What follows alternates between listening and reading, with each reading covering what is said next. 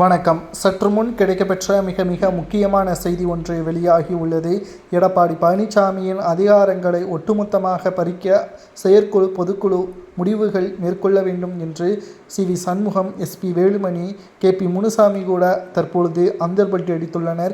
எடப்பாடி பழனிசாமி அவர்களது தலைமையில் நடைபெற்ற 11 தேர்தல்களில் தோல்வியடைந்ததோடு அதிமுக தற்பொழுது மிகவும் மோசமான நிலைமையில் இருக்கிறது.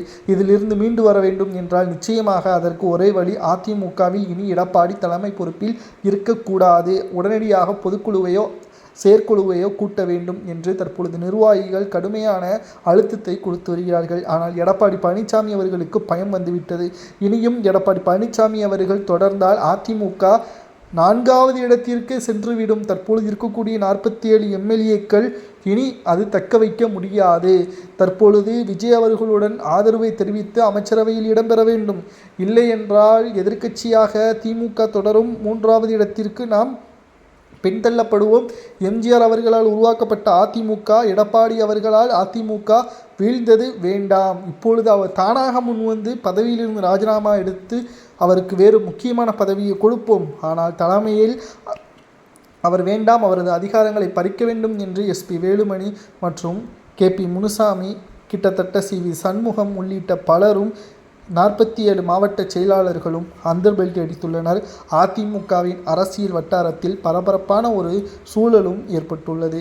நிச்சயம் இதற்கு ஒரே வழி, எடப்பாடி பழனிசாமி அவர்கள் மனம் மாற வேண்டும் தான். அவர் சிறப்பான தலைமையில் இருந்தால் ஒன்று அதிமுக ஆளும் கட்சியாக வந்திருக்கும், இல்லை என்றால் எதிர்க்கட்சியாவது வந்திருக்கும். இரண்டையும் கோட்டை விட்டு எடப்பாடி தவறு செய்து விட்டார். கிட்டத்தட்ட எதிர்க்கட்சியாக இருந்த பொழுது ஆளும் கட்சிக்கு எதிராக எந்த ஒரு போராட்டையும் மக்கள் நலனுக்காக ஏற்படுத்தவில்லை. மக்கள் இதனால் தான் எடப்பாடி பழனிசாமி அவர்களை வேண்டாம் என்று புறக்கணித்து விட்டார்கள். நல்லது செய்து மக்களாக ஆதரவுகளை பெற்று ஆட்சியை கைப்பற்றக்கூடிய ஒரு சூழலில் உருவாக்கக்கூடியவன் தான் தலைவன். ஜெயலலிதா அவர்கள் பல துன்பங்களையும் கஷ்டங்களையும் கலைஞர் அவர்களால் ஏற்படுத்தப்பட்டு மீண்டும் அதிமுகவை தொடர்ச்சியாக 2 முறை ஆட்சி அதிகாரத்திற்கு வரவழைத்தவர் தான் ஜெயலலிதா அவர்கள். ஆனால் அப்படிப்பட்ட ஒரு தலைமையில் இருந்த பொறுப்பை உங்களுக்கு நாங்கள் கொடுத்தோம், ஆனால் அதை நீங்கள் சிறப்பாக வழிநடத்தவில்லை என்று கூறிதான் தற்பொழுது நிர்வாகிகள் அனைவரும் எடப்பாடி பழனிசாமி அவர்களை விலக வேண்டும், பதவியிலிருந்து விலக வேண்டும் என்று கூறியிருப்பது அரசியல் வட்டாரத்தில் பரபரப்பையும் தற்பொழுது ஏற்படுத்தியுள்ளது. இனியும் நாங்கள் பொறுத்து கொள்ள மாட்டோம். உங்களது அதிகாரத்தையும் பதவியையும் நாங்கள் பறிக்கப் போகிறோம். செயற்குழுவையும் பொதுக்குழுவையும் நீங்கள் தான் கூட்ட வேண்டும். அதுதான் முறை, அதுதான் விதி, சட்டம். உடனடியாக அதை கூட்டுங்கள் என்று நிர்வாகிகள் கூறுவது சரியா தவறா என்பதை உண்மையான தொண்டர்கள் கமெண்ட் வாயிலாக கூறுங்கள்.